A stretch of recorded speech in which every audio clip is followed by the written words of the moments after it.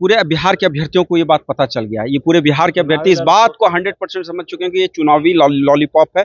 इसको इलेक्शन लड़ना है, इलेक्शन जीतना है, प्रधानमंत्री की कुर्सी वो देख रहे हैं। मैं आपको बता दूं, मेरा लाखों लाख रुपया पटना हाईकोर्ट के पटल पे लगा हुआ है और इस लड़ाई को मैं छोड़ने वाला नहीं। इस लड़ाई को अंजाम तक मैं पहुंचाने के लिए तत्पर हूँ। लग रहा है कि नियमावली ये खत्म होगा, निश्चित तौर पे खत्म होगी। इसमें संशोधन होगा, अमेंडमेंट करेंगी और गवर्नमेंट कहीं ना कहीं नियोजन की प्रक्रिया ने कई बार हम लोग के ऊपर में स्पेशल ब्रांच लगा दिया, सीआईडी लगाया, इंटेलिजेंस लगाया, मेरे ऊपर खुद मेरा कॉल रिकॉर्ड किया गया।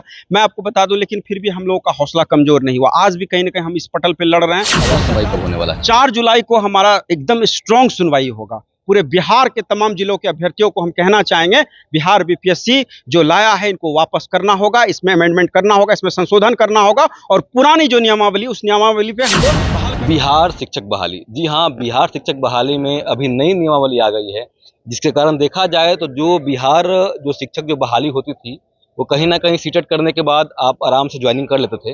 लेकिन अभी नई प्रक्रिया क्या है कि अभी बीपीएससी के थ्रू जो है शिक्षक बहाली की प्रक्रिया हो रही है। अभी हमारे साथ बंटी जी हैं, जिन्होंने इसके खिलाफ जो है हाई कोर्ट में तो केस फाइल किए थे। सबसे पहले ये बताइए क्या पूरा मुद्दा है, मुझे ये बताइए पहले। सबसे पहली बात, मधुर मीडिया न्यूज़ चैनल को और आपकी पूरी टीम को एसटीटी, सीटेट, बीटेट की तरफ से बहुत बहुत धन्यवाद। मुझे लगता है कि आप एसटीटी और सीटेट बीटेट को पहले भी कवर किए होंगे। मैं आपको बताना चाहता हूं कि सरकार ने जिस तरह से 4 साल हम लोग को धोखे में रखा और सरकार ने लगातार ये कहा कि हम नियोजन करेंगे, नियुक्ति की प्रक्रिया प्रारंभ करेंगे, लेकिन इन्होंने ना नियोजन करवाया, ना नियुक्ति की प्रक्रिया प्रारंभ। इन्होंने प्रवेश पत्र हमको थमा दिया बिहार बीपीएससी के माध्यम से। बिहार बीपीएससी के माध्यम से वो भी थमाया, कोई दिक्कत नहीं, लेकिन जिस तरह से 4 साल हम लोग को धोखे में रखा और बीपीएससी ट्राई जो लाया उसमें 2-2 एग्जाम। पहला एग्जाम इन्होंने बोला है कि आप जिस सब्जेक्ट से आते हैं, चाहे वो हिंदी हो, इंग्लिश हो, उनको पहले क्वालिफाई करना पड़ेगा। दूसरा एग्जाम जो है उसमें कहीं ना कहीं उस सब्जेक्ट के अभ्यर्थी निगेटिव मार्किंग के साथ, वो उसमें भी एक मापदंड दे दिया। मैं बताना चाहता हूं कि 4 साल हमारा जो एग्जाम हुआ था एस्टेट 19, उसमें 2-2 ऑफलाइन एग्जाम हुआ था। दोनों एग्जाम में एक एग्जाम ऑफलाइन कैंसिल हुआ, उसके बाद यही माननीय हाईकोर्ट के पटल पे, और आज हमको फिर ऑनलाइन एग्जाम लिया गया उस समय और कोरोना काल में, और सब लोग अदर स्टेट्स डिस्ट्रिक्ट्स में आके ये बिहार के अंदर में एग्जाम क्लियरेंस नहीं। 4 साल पहले गुमराह किया गया आपको, 4 साल के बाद जब बहाली नहीं दी गई जी, तो उसको नया नियमावली में उसको चेंज कर दिया गया। जी जी जी। आज हम आपको बता रहे हैं बिहार बीपीएससी जो भी लाया है, कहीं ना कहीं फिर ये 5 साल लेके जाने के चक्कर में। मतलब जो सरकार का जो लेट लपीथी जो होता है कि कहीं ना कहीं सारा योजना ही लेट होता है। 100% इस बात को समझिए। 4 साल जिस तरह से मुखालफत में रखा गया, धोखे में रखा गया और पूरे बिहार के उन तमाम जिलों के अभ्यर्थियों को धोखे में रखा गया।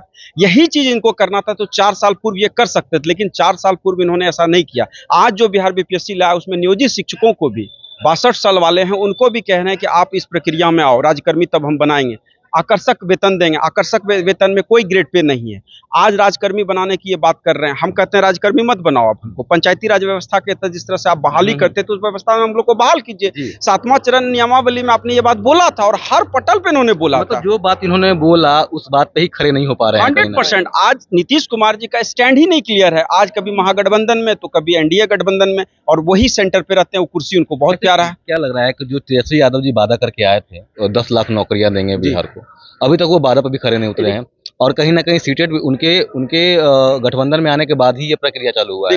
देखिए, आज मैं बता देता हूं कि ये नीतीश कुमार जी हो या तेजस्वी यादव जी हो या चंद्रशेखर यादव जी शिक्षा मंत्री, इन लोगों का स्टैंड किसी का क्लियर नहीं है। ये कहते हैं कि 93 में हमने शिक्षक बहाली किया था बिहार बीपीएससी से, लेकिन मैं आपको बताना चाहता हूं उस समय कोई भी डीएलएड और बीएड का कोर्स नहीं हुआ करता था। उसके बाद कोई कॉमन एंट्रेंस टेस्ट भी नहीं हुआ करता था। आज सीटेट होता है, बीटेट होता है, एस्टेट होता है। सीटेट आपको पता है कि सेंट्रल का है, बीटेट आपको पता है बिहार का, और एस्टेट भी वो कहीं ना कहीं बिहार का है। कोई भी ऐसा राज्य नहीं है जहाँ पे एस्टेट जैसा जो मुद्दा है, एस्टेट में कहीं ना कहीं एक ऐसा कॉमन एंट्रेंस टेस्ट बीपीएससी जैसा लिया गया, और ये पहला टाइम है सरकार ने ऐसा किया। और सरकार ने ऐसा किया, सुनिए मेरी बात, ऐसा इसलिए किया क्योंकि ये किसी तरह टाइम को किल करना चाह रहे हैं और अभ्यर्थियों को कहीं ना कहीं एलिमिनेट करना चाह रहे हैं।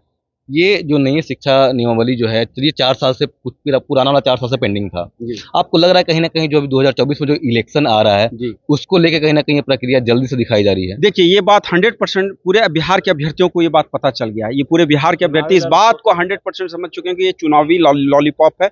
इसको इलेक्शन लड़ना है, इलेक्शन जीतना है, प्रधानमंत्री की कुर्सी वो देख रहे हैं।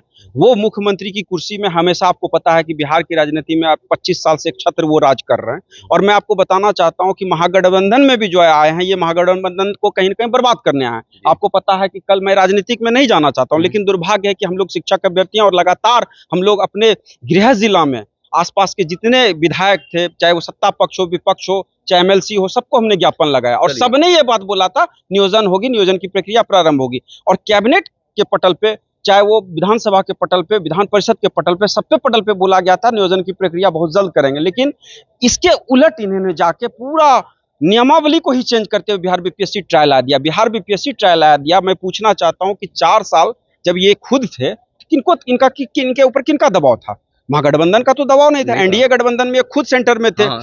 महागठबंधन में आज खुद सेंटर में है। जी। नीतीश जी पूरा गोलबंद कर रहे हैं। आपको पता है, कभी ये जाते हैं उड़ीसा नवीन पटनायक के पास, कभी जाते हैं उद्धव ठाकरे के पास, कभी जाते हैं लखनऊ के में ये अखिलेश यादव के पास, कभी जाते हैं राहुल गांधी के पास, मतलब ममता बनर्जी के पास, सबके पास जाते हैं। लेकिन बिहार के अभ्यर्थियों के दुख और दर्द को समझने के लिए कहाँ तैयार हैं? बीपीएससी ट्रायल आने का पीछे इसका एक उद्देश्य है, नियोजित को, जितने भी 7वां चरण के अभ्यर्थी हैं, चाहे वो सीटेट हो, बीटेट हो, एस्टेट हो, जो नियोजन कराने की मांग कर रहे हैं, तो उनको भी कह रहे हैं कि आप सुन लीजिए, उनको भी कर रहे हैं। और जो बीएड कर रहे हैं, अभी कंप्लीट भी नहीं किए हैं, डीएलएड जो कंप्लीट नहीं किए हैं, जो सीटेट क्वालिफाई नहीं है, उनको भी कह रहे हैं कि आप दो। तो ये एक तरह से राजस्व जमा करने का एक तरीका है। जी चलिए मैं आपको बता दूं, सबसे पहले अगर केस करने वाले हैं नया नियमावली के बारे में तो ये हैं बंटी जी ही हैं। जी चलिए आपको क्या लगता है कि नया नियमावली जो है वो खत्म होगा?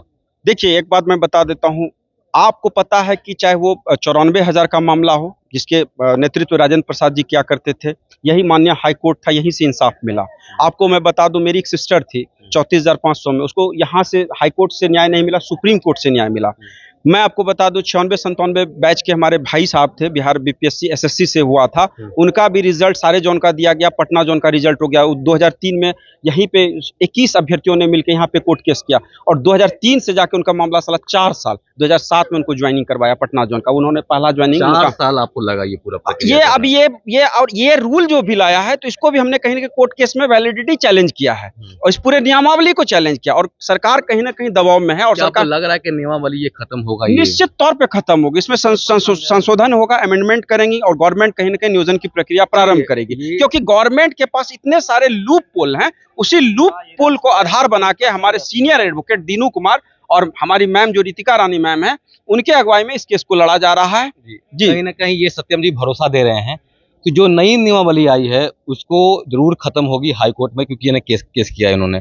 चलिए ये जरूरी है कि जो आप कर रहे हैं, इतना मेहनत कर रहे हैं, बच्चों के लिए इतना मेहनत कर रहे हैं, उसका रिजल्ट जरूर मिले। जी, आपको बता दूं, मेरा केस नंबर जो है 8796/2023 वो मेंशन कल ही हुआ था और 1 महीना बीच में कोर्ट बंद था। 19 मई को हमारा केस, हमारा लिस्टिंग हो गया था, टोकन नंबर आ गया था और मैं आपको बता दूं कि आज हमारा केस का डेट का सुनवाई भी था। आज हाँ। और आईए मैंने फाइल आज करना था। कोर्ट ने मांगा कि आप आईए फाइल कीजिए, क्योंकि कोई भी नियमावली जब आप कोर्ट केस में चुनौती करते हैं तो इस बात को समझिए, उस नियमावली के रूल एंड रेगुलेशन में जो फॉर्म भराने का प्रक्रिया उसमें नहीं आया था। 15 जून से इन्होंने फॉर्म भराने का प्रक्रिया शुरू की, जो 12 जुलाई तक चलेगा।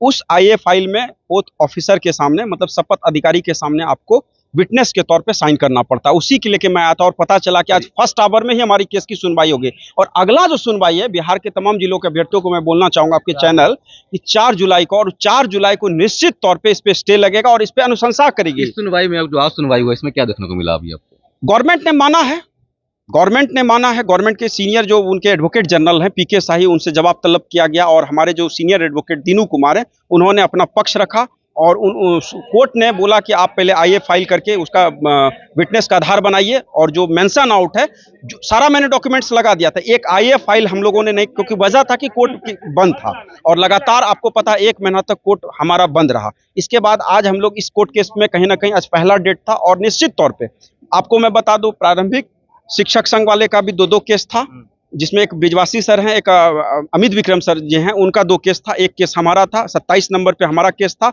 और एक सुप्रीम कोर्ट में भी आज केस था। अदर स्टेट वाले ने केस किया था, वहां का केस कहीं कहीं खारिज हुआ। उनको बोला गया कि आप सबसे पहले जाके पटना जोन में केस कीजिए, क्योंकि ये राज्य से जुड़ा हुआ मामला है। आपको पता होगा कि जाति जनगणना में जिस तरह से सेंट्रल में वहां पे जाके सुप्रीम कोर्ट में केस हुआ, तो सुप्रीम कोर्ट में भी सुप्रीम कोर्ट ने उस केस को यहाँ पे ट्रांसफर किया, और यहीं पे दीनू सर जो हमारे सीनियर एडवोकेट, उन्होंने ही इस पे अनुशंसा करके स्टे लगाया। 2 चरण का कहीं ना कहीं पूरा प्रक्रिया हो गया था जातिगत जनगणना, और तीसरे चरण में आके स्टे लग गया, और अभी तक स्टे है। मामला उनका भी कोर्ट में है, वही हमारे वकील सीनियर एडवोकेट देख रहे हैं, वही देख रहे हैं वकील जी, साहब निश्चित तौर पे। और मैंने ऐसा वकील खड़ा किया है, कहीं ना कहीं जजमेंट हमारे फेवर में है। और जो बच्चे इंतजार कर रहे हैं जो नियमावली जो खत्म हो, जी, कहीं ना कहीं जो वकील साहब हैं उनको जरूर न्याय दिलवाएंगे। निश्चित तौर पे उस पे मैंने पूरा दांव लगा दिया है। मैं आपको बता दूं, मेरा लाखों लाख रुपया पटना हाईकोर्ट के पटल पे लगा हुआ है, और इस लड़ाई को मैं छोड़ने वाला नहीं। इस लड़ाई को अंजाम तक मैं पहुंचाने के लिए तत्पर हूं, और लगातार मैं भागलपुर से आता हूं, और लगातार मैं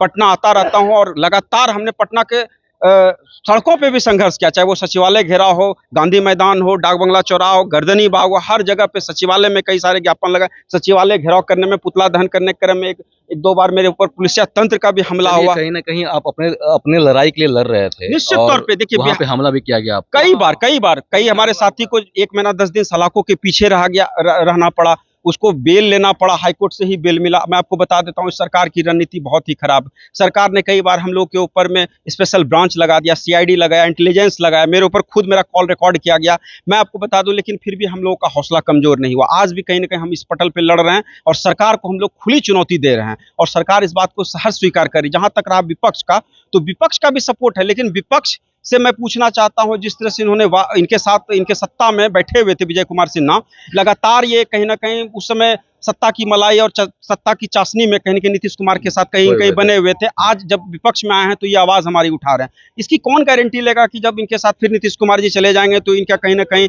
राजनीतिक करियर हम लोग के सपोर्ट में आएगा? तो कहीं ना कहीं नाकाम ही यही है, यहाँ से वहाँ, और यही ये देखिए, आज भरोसा तो नहीं कर सकते एकदम आप पूरा बिहार का कोई भी अभ्यर्थी, हजारों अभ्यर्थियों का कॉल आता है, हर एक अभ्यर्थी डिप्रेशन में है। आपको पता है कि बीएड और डीएलएड जो भी है वो सब सारे प्रोफेशनल कोर्स हैं।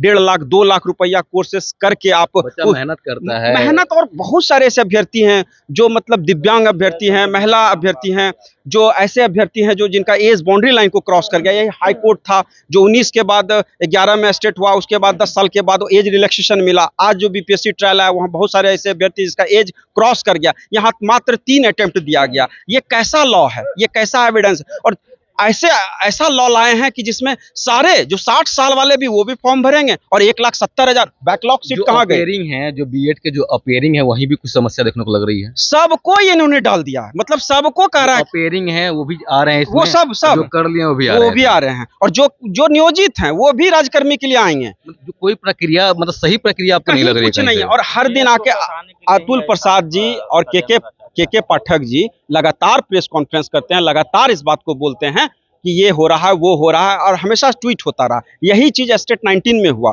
स्टेट 19 का 12 मार्च का रिजल्ट एकदम फेयरनेस रिजल्ट था, उसमें कहीं कोई एरर नहीं था। लेकिन सरकार के जितने भी आला अधिकारी हैं, आज आपको मैं बता दूं, जितने इनके अपर मुख्य सचिव थे, प्राथमिक निदेशक थे, माध्यमिक निदेशक थे, ये समय समय पे चेंज करते रहते हैं। जब इनको लगता है कि कोई अभ्यर्थी इस बात को समझ नहीं पाएगा, लेकिन हम लोग ऐसे अभ्यर्थी 4 साल से 2 साल तो हम पटना के सड़कों पे संघर्ष किए। गृह जिला में कई सारे ज्ञापन हमने लगाया, विधायक हो, एमएलए हो, एमएलसी हो। और मैं आपको बता दूं, आज हमको माननीय हाईकोर्ट में मूव करना पड़ा, और हाईकोर्ट में भी हमने जो मूव किया है पूरा स्ट्रॉन्ग एविडेंस के साथ। चलिए, अभी तो आपकी एक सुनवाई थी आज हाईकोर्ट में, अगला सुनवाई कब होने वाला है? 4 जुलाई को हमारा एकदम स्ट्रॉन्ग सुनवाई होगा। पूरे बिहार के तमाम जिलों के अभ्यर्थियों को हम कहना चाहेंगे, बिहार बीपीएससी जो लाया है इनको वापस करना होगा, इसमें अमेंडमेंट करना होगा, इसमें संशोधन करना होगा, और पुरानी जो नियमावली, उस नियमावली पे हमको बहाल करना होगा। और मैं आपको बता देता हूँ, कोई भी नियमावली जब आप लाते हैं तो उसको पब्लिक डोमेन में रखा जाता है। उस नियमावली को पब्लिक डोमेन में इन्होंने नहीं रखा। आपको पता है, प्रधान शिक्षक वाले का फॉर्म इन्होंने भरवा लिया था, एग्जामिनेशन का डेट भी निकाल दिया था, 2 दिन पहले एग्जामिनेशन के पहले स्टे लग गया, और आज भी स्टे लगा हुआ है। और मैं आपको बता देता हूँ,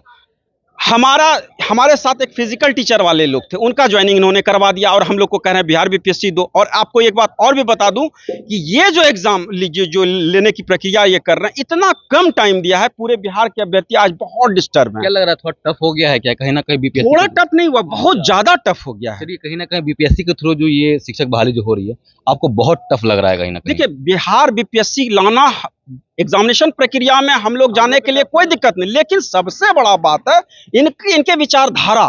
ये बोलते हैं कुछ, करते हैं कुछ, लाते हैं कुछ, शो ऑन करते हैं कुछ। क्या लग रहा है, क्या मकसद हो सकता है कहीं ना इनका कहीं? 100% राजनीतिक मकसद है, राजनीतिक सत्ता का सुख है।